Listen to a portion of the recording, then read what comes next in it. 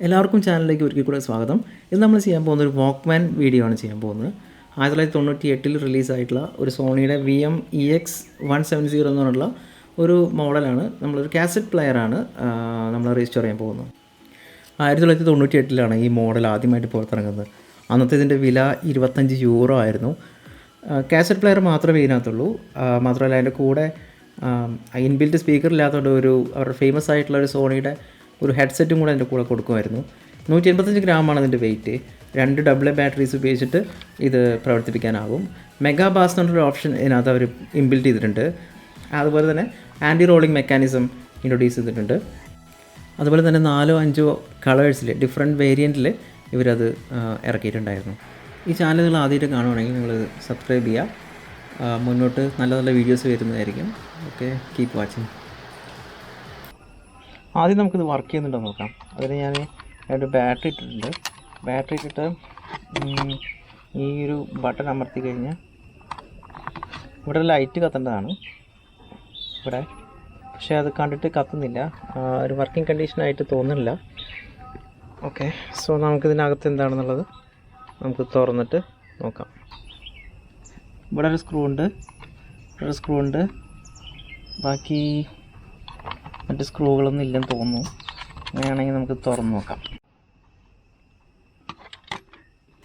ആ സ്ക്രൂകളൊക്കെ റിമൂവ് ചെയ്തു. ഇനി നമ്മളിത് ഓപ്പൺ ചെയ്യാനുള്ള പരിപാടി നോക്കുകയാണ്. ഇതെല്ലാം പ്രസ് ഫിറ്റ് ചെയ്തിട്ടാണ് അത് ചെയ്തിരിക്കുന്നത്, ഡിസൈൻ ചെയ്തിരിക്കുന്നത്. അതുകൊണ്ട് വളരെ എളുപ്പമാണ് ഇത് ജസ്റ്റ് ഓപ്പൺ ചെയ്യാനായിട്ട്. ഓക്കെ, ഇതൊരു പ്രീമിയം ക്വാളിറ്റി കാസറ്റ് പ്ലെയർ ആണെന്ന് നേരത്തെ പറഞ്ഞല്ലോ. അതെന്തുകൊണ്ടാണെന്ന് വെച്ച് കഴിഞ്ഞാൽ ഇതിൻ്റെ ഉപയോഗിച്ചിരിക്കുന്ന മെറ്റീരിയൽസൊക്കെ ക്വാളിറ്റി മെറ്റീരിയൽസ് ആണ്.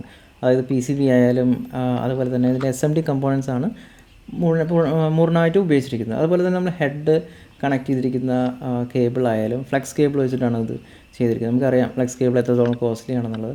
അതുപോലെ തന്നെ മെഗാ ബാസ് എന്ന് പറഞ്ഞൊരു യൂണിറ്റ്, അതിലേക്കും കണക്ട് ചെയ്തിരിക്കുന്നത് ഫ്ലെക്സ് കേബിൾ വഴി തന്നെയാണ്.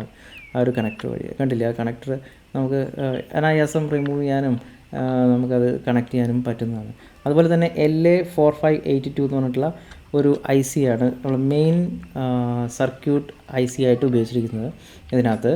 അതുപോലെ തന്നെ LB1979 എന്ന് പറഞ്ഞിട്ടുള്ള ഒരു SMD IC തന്നെയാണ്. അതും SOT14 ആണെന്ന് തോന്നുന്നു. അതൊരു പാക്കേജിൽ ആണ് അത് മോട്ടോർ ഡ്രൈവർ കൺട്രോളായിട്ട് ഉപയോഗിച്ചിരിക്കുന്നത്. ഓക്കെ, അപ്പോൾ PCB മാറ്റി വെച്ചിരിക്കുകയാണ്. PCB സൈഡിലേക്ക് വെച്ചിരിക്കും. ഇപ്പോൾ കാണുന്നതാണ് ഡെക്ക് മെക്കാനിസം. ഇതാണ് അതിൻ്റെ ബെൽറ്റ് മോട്ടറായിട്ട് കണക്ട് ചെയ്തിരിക്കുന്നത്. പക്ഷേ അത് ഭയങ്കര ലൂസാണ്, കാരണം അത് കാലപ്പഴക്കം കൊണ്ട് ലൂസായതാണ്. പിന്നെ അതിൻ്റെ ഡെക്കൊക്കെ നിർമ്മിച്ചിരിക്കുന്നത് സ്റ്റീൽ കൊണ്ടാണ്. വളരെ ലൈറ്റ് വെയിറ്റ് ആണ്. അതുപോലെ മറ്റ് ഗിയറും മറ്റു മെക്കാനിക്കൽ പാർട്ടുകളൊക്കെ നിർമ്മിച്ചിരിക്കുന്നത് നൈലോൺ പോലുള്ള ഒരു മെറ്റീരിയൽ വെച്ചിട്ടാണ്. ഈ ഡെക്ക് മെക്കാനിസം അതിൻ്റെ ബോഡി ആയിട്ട് അറ്റാച്ച് ചെയ്തിരിക്കുന്നത് പ്രസ് ഫിറ്റ് വെച്ചിട്ടാണ്. പ്രസ് ഫിറ്റ് മെത്തേഡ് വെച്ചിട്ടാണ്. എല്ലാം പ്രസ് ലോക്കിംഗ് ആണ് വെച്ചിരിക്കുന്നത്. അപ്പം അങ്ങനെയാണ് അതാണ് നമ്മളിപ്പം കാണുന്നത്.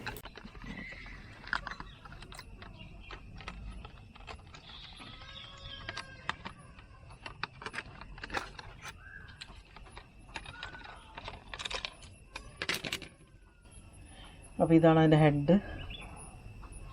അതിന് ഡെക്ക് വരുന്നത്, റോളർ വരുന്നത്, നല്ല ക്വാളിറ്റിയുള്ള മെക്കാനിക്സാണ്. ഓക്കെ, ഇത് നമുക്ക് മൾട്ടിമീറ്റർ വെച്ചിട്ട് ഇതിൻ്റെ ഓംസ് എത്രയുണ്ടെന്ന് നോക്കാം. ഓംസ് വരുന്നുണ്ടോ എന്നുള്ളത് ചെക്ക് ചെയ്തിരിക്കുന്നു. അതിനായിട്ട് മോട്ടറിൻ്റെ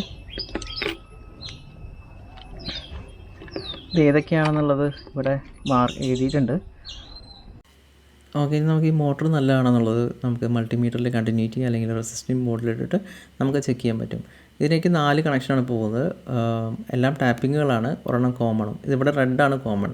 നമുക്ക് കോമണിൽ നമ്മുടെ ഗ്രീനോ അല്ലെങ്കിൽ റെഡോ ഏതെങ്കിലും ഒരു പ്രോബ് വെച്ചിട്ട് മറ്റു ടെർമിനലുകളിലേക്ക് നമ്മളിത് കണക്ട് ചെയ്യുക അപ്പുറത്തെ. അങ്ങനെയാണെങ്കിൽ വളരെ സ്മോളായിട്ടുള്ള ഒരു ഒമിക് റേഞ്ച് കാണിക്കുകയാണെങ്കിൽ വളരെ സ്മോളായിട്ടുള്ള ഒമിക് റേഞ്ച് ആയിരിക്കും, അത് കൺസിസ്റ്റൻ്റ് ആയിരിക്കും അത് കാണിക്കുന്നത്. അങ്ങനെയാണെങ്കിൽ ഇത് പ്രോപ്പറായിട്ട് കോണ്ടാക്റ്റ് ഉണ്ട് എന്നാണ് അർത്ഥം. അപ്പോൾ ഇവിടെ എനിക്ക് മറ്റു എല്ലാ ടാപ്പിങ്സിലേക്കും കൃത്യമായിട്ട് ഒമിക് റേഞ്ച് കാണിച്ചു. അതുകൊണ്ട് ഇത് പ്രോപ്പറാണ് അല്ലെങ്കിൽ ഇത് വർക്കിംഗ് കണ്ടീഷനാണെന്നുള്ളത് കൃത്യമായിട്ട് മനസ്സിലാക്കാൻ സാധിച്ചു. അതുപോലെ തന്നെ നമ്മുടെ നമുക്ക് കിട്ടുന്ന വാല്യൂ ഹയർ വാല്യൂ ആണെങ്കിൽ കിലോ ഓംസിലേക്കോ അല്ലെങ്കിൽ മെഗ ഓമിലേക്കോ അത് റൈസ് ചെയ്ത് പോവുകയാണെങ്കിൽ മൾട്ടിമീറ്ററിലെ ഓമിക് റേഞ്ച് അങ്ങനെയാണെങ്കിൽ നിങ്ങൾ മനസ്സിലാക്കണം ഇത് ഓവർലോഡിലേക്കാണ് പോകുന്നത്, ഇത് ഓപ്പൺ ആണ് എന്നാണ് അർത്ഥം. അപ്പോൾ അങ്ങനത്തെ കണ്ടീഷനിൽ ഈ മോട്ടറിനെ നമുക്ക് റീപ്ലേസ് ചെയ്യേണ്ടി വരും. ഓക്കെ, ഇപ്പോൾ ഇവിടെ നമുക്ക് കുഴപ്പമില്ല, കൃത്യമായിട്ട് നല്ല ഒരു ഹെൽത്തി ആയിട്ടുള്ള വാല്യൂ നമുക്ക് കിട്ടി. അതുകൊണ്ട് നമുക്ക് മോട്ടറിൻ്റെ ഇഷ്യൂസ് അല്ല എന്നുള്ളത് വ്യക്തമായി മനസ്സിലാക്കി. ഓക്കെ, ഇനി നമ്മൾ മോട്ടറിൻ്റെ ഒരു കണക്ഷൻ, അതായത് റെഡ് വയർ വിട്ടു പോയിട്ടുണ്ടായിരുന്നു. നമ്മളത് ഓപ്പൺ ചെയ്തപ്പോൾ തന്നെ അത് കണ്ടായിരുന്നു. ഒരുപക്ഷെ ഈ സിസ്റ്റം ഈ ഡിവൈസ് വർക്കാവാതിരിക്കാനുള്ള പ്രധാന കാരണം ചിലപ്പോൾ ആ ഒരു വയർ ശരിക്കും പ്രോപ്പർ കോൺടാക്റ്റ് ഇല്ലാത്തതായിരിക്കാം എന്ന് വിചാരിക്കുന്നു. അപ്പോൾ അത് നമുക്ക് ശരിയാക്കാനായിട്ട് നമുക്ക് സോൾഡർ ചെയ്തിട്ട് അതിന് ജോയിൻ ചെയ്യാം. ഇപ്പം അതിൻ്റെ ടിപ്പിലേക്ക് സോൾഡർ വയറിൻ്റെ ടിപ്പിലേക്ക് ജസ്റ്റ് ലെഡ് ഇരിക്കുകയാണ്. അതിന് ശേഷം അത് ആ മോട്ടറിൻ്റെ ടെർമിനലിലേക്ക് കണക്ട് ചെയ്തിട്ട് ട്യൂസർ വെച്ച് അറ്റാച്ച് ചെയ്തിട്ട് നമ്മളത് സോൾഡർ ചെയ്ത് ശരിയാക്കി എടുക്കാൻ പോവുകയാണ്. ഓക്കെ, ഇനി നമുക്ക് സോൾഡറിങ് ഒക്കെ ചെയ്ത് കഴിഞ്ഞ് നമുക്ക് ജസ്റ്റ് ഒന്ന് ബാറ്ററി ഇട്ട് നോക്കാം എങ്ങനെ വർക്കാവുന്നുണ്ടോ എന്നുള്ളത് നമുക്ക് ചെക്ക് ചെയ്ത് നോക്കാം. ജസ്റ്റ് ബാറ്ററി ഇട്ടിട്ട് നമുക്കിത് പ്ലേ ബട്ടൺ അമർത്തണം.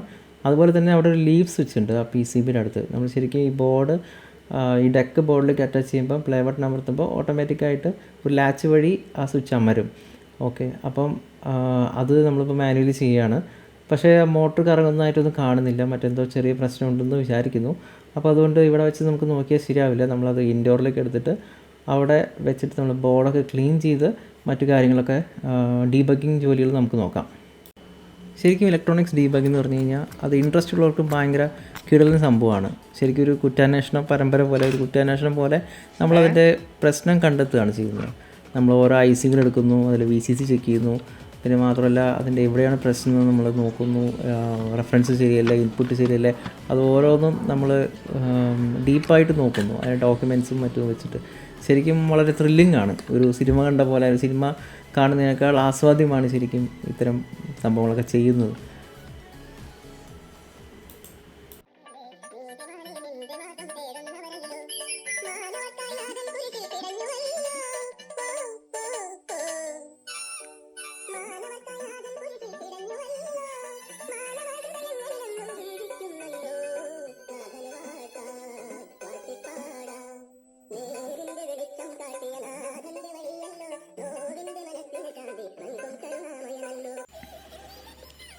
കേട്ടൽ ഓൺ ചെയ്യുമ്പോൾ ശബ്ദം നല്ല ക്വാളിറ്റി ഔട്ട്പുട്ടാണ്, നല്ല ക്വാളിറ്റി ഉണ്ട്, സൗണ്ടൊക്കെ നല്ല ഇതാണ്.